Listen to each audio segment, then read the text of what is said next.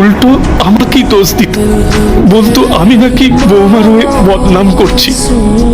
শেষমেশ এমন হলো যে দুবেলা খাবারও জুটতো না। বলতো নিজে আয় করে নিয়ে এসে তারপরে খাও। তাই ভাবলাম না খেয়ে জীবন কাটানো থেকে অন্য কোথাও কাজ করে দিন কাটানো ভালো। তাই বাড়ি থেকে চলে এলাম। আপনার কি একটাই ছেলে, আর কোনো সন্তান নেই? আছে ম্যাম, একটা মেয়ে আছে, কিন্তু কিন্তু আমার স্ত্রী চলে যাওয়ার পর দুই বাচ্চাকে সামলানো আমার পক্ষে অসম্ভব হয়ে পড়েছিল। তাই বাধ্য হয়ে মেয়েকে অনাথ আশ্রমে দিয়ে এসেছি। আজ আজ নিজের কৃতকর্মের জন্য অনুতপ্ত হচ্ছি।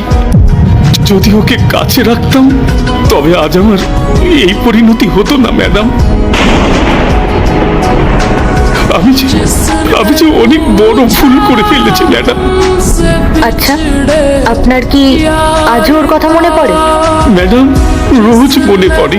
কয়েকবার অনাথ আশ্রমও গিয়েছিলাম,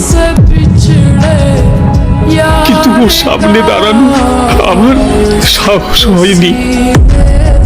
আমার এই অপরাধ বোধ আমাকে ধুকে ধুকে খাচ্ছে।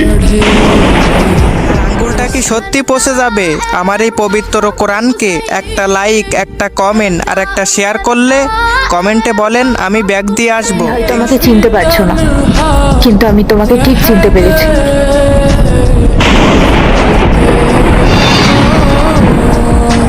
বাবা, এত কিছুর পরেও তুমি একবারও ভাবলে না যে তোমার মেয়ে অনাথ আশ্রমেই আছে? একবার খোঁজ করলেই তো সবকিছু জানতে পারতে তুমি। মা, তুই? আমি তো নিজের চোখে বিশ্বাস করতে পারছি না রে। তুই কত বড় হয়ে গেছিস মা। আমাকে ক্ষমা করে দে মা।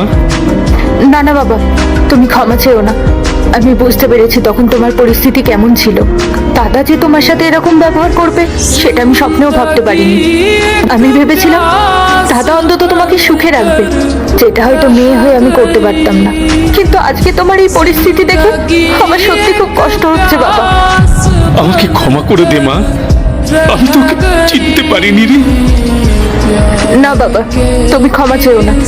আমি বুঝতে পেরেছি তখন তোমার পরিস্থিতি কেমন ছিল। আজ থেকে তোমার পাশে আমি আছি।